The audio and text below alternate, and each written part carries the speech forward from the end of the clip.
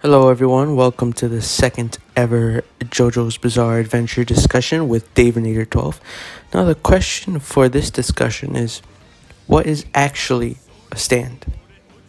When talking about JoJo's Bizarre Adventure, one of the most interesting aspects of this franchise is the power system.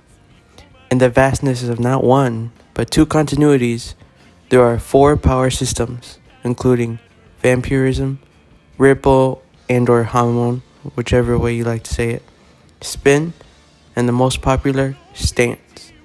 Now, pillarmen and rock humans will not be mentioned in the power systems because those are more of races than power systems in general.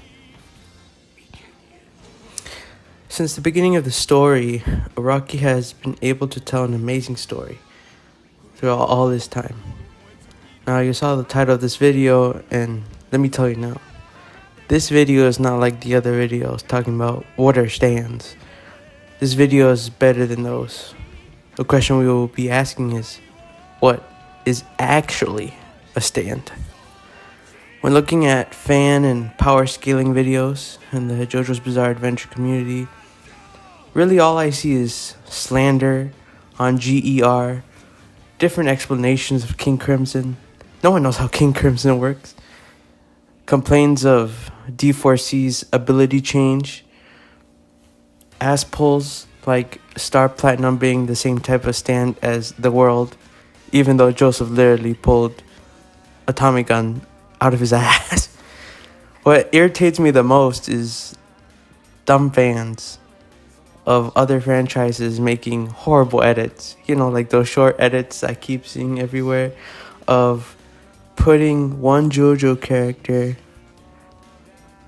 next to another character from a different franchise with power sets way stronger and or weaker, and still not giving the respect JoJo's Bizarre Adventure characters need. I'm looking at you, Dragon Ball, One Piece, Naruto, and Bleach fans. But whenever I see all these things, I stop myself from trying to start an online argument. Not only because I know it won't work, because it'll be useless, but because whenever I see these videos, or these videos talking about stands, there's a fundamental problem that's raised each and every time. I stop myself and think, I don't think anyone really knows what a stand is. Like, yeah, there's been explanations, but let me talk more about this serious question. What is actually a stand? In this discussion, we will talk about what a stand is in 3 points: the origin of stands, what are not stands, and how stands interact with the world.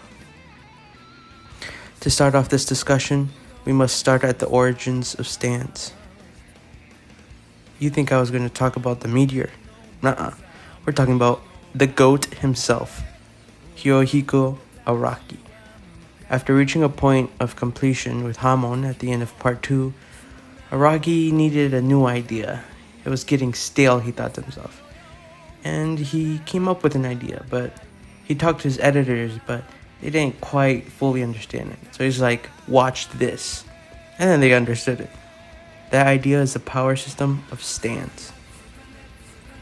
Now, in the beginning, stands were a powerful apparition created by a person's own will life energy that is affected by one's distance, breathing, mental energy, psyche, etc. And only stand users could see stands. And the funny thing is, it's called a stand because they stand with a person to fight with them in battle, which is hilarious because it literally stands with you. It is also a similar thing Mountain Tim stated in the Steel Ball Run universe.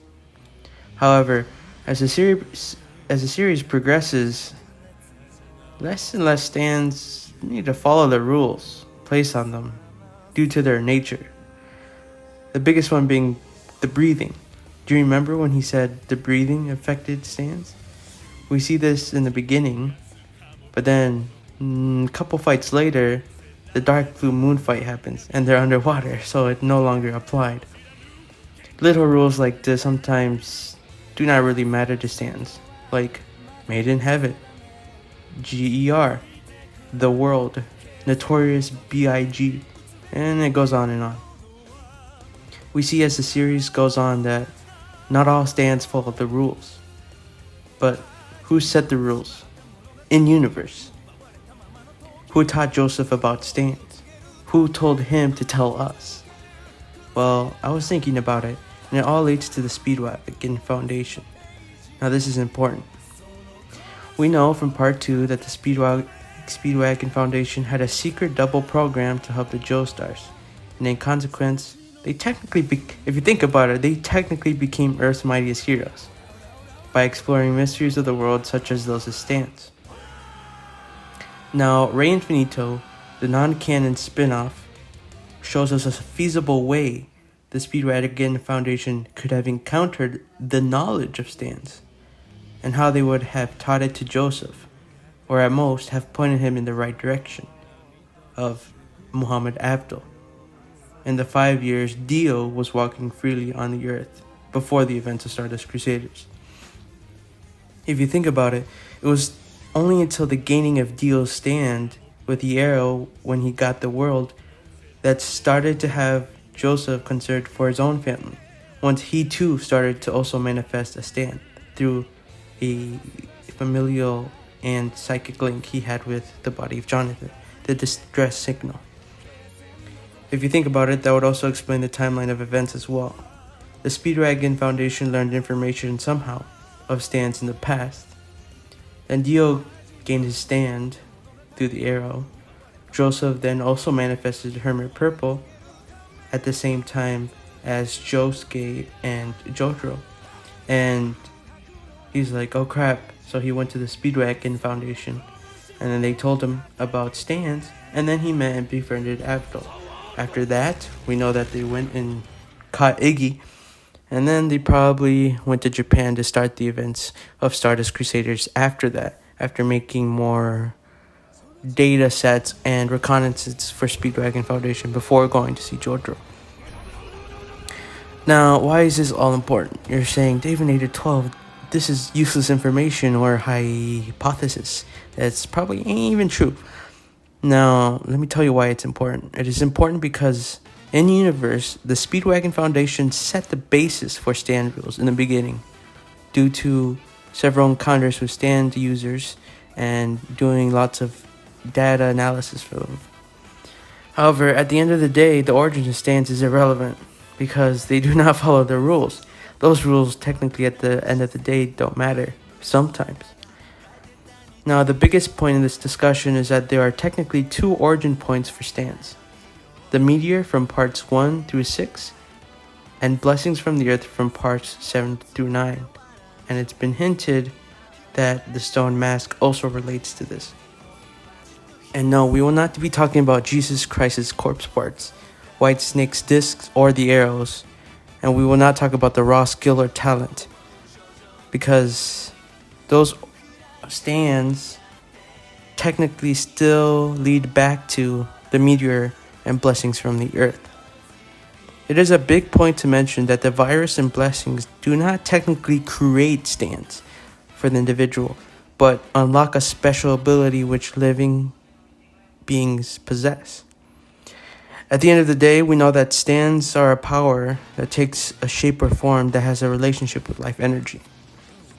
I say this because Wonder of You in part 8 is calamity energy that allowed itself to be a person's stand. But he was still able to exist after Toro's death, showing us that other energies could become stands if they wanted to. Next, we will talk about what is not a stand. We know that ghosts, spirits, yokai, or supernatural phenomena or creatures are not stands. And no man's questions, dead man's questions, we know that Yoshikage Kira is a ghost, but he does not have Killer Queen with him. We know in Thus Spoke Kishibe Rohan, we know that gods can choose avatars but they are not stands. We know of the Milagro Man in part 8. He was known to be some sort of curse. And we know that the positive flow of part 7 was a stand ability, not something else. We also know that fate and or destiny are not a stand. And if you think about it, psychic energy, the main thing that everyone says is makes up a stand, technically can't be part of a stand. Because if a person is dead, they have no psychic energy left. Even if they left psychic energy, sometimes that psychic energy does not continue on with the stand, as shown with Anubis or Cheap Trick. Now, if I am wrong about that, please let me know in the comments. But I'm pretty sure that point is valid. To end this essay, I will go back to my point of Wonder of You. Wonder of You, Gold Experience Requiem, Made in Heaven, Sea Moon, The World, Star Platinum, Bohemian Rhapsody, Underworld, D4C Love Train, Soft and Wet Go Beyond, The Hand, and Cream are all stands that affect the living world. Many of these stands control energies that no animal or human can control. Think about it. They can't control time. We can't control gravity. We can't control calamity. We can't control zero, fiction, memory, the positive flow, space, and other energies. Stands themselves can harness energies from the world that no one else can access, while Wonder of You shows us that it can go the other way around too. The universe energies or laws can also become stands for others. The one thing that connects all stands through the franchise, and you could even say vampirism, Hamon, and spin, is the one constant throughout the franchise. Stands are the representation of life energy, like said in the beginning, in the universe that have always existed everywhere. The people who get stands are only showing what they are able to do with it, those certain energies. That's why they are all unique. This also explains why Whitesnake stand discs sometimes work on other people even though those are not their original users, because they can tap into a certain energy like that previous person, becoming almost a blood donor to blood receiver relationship.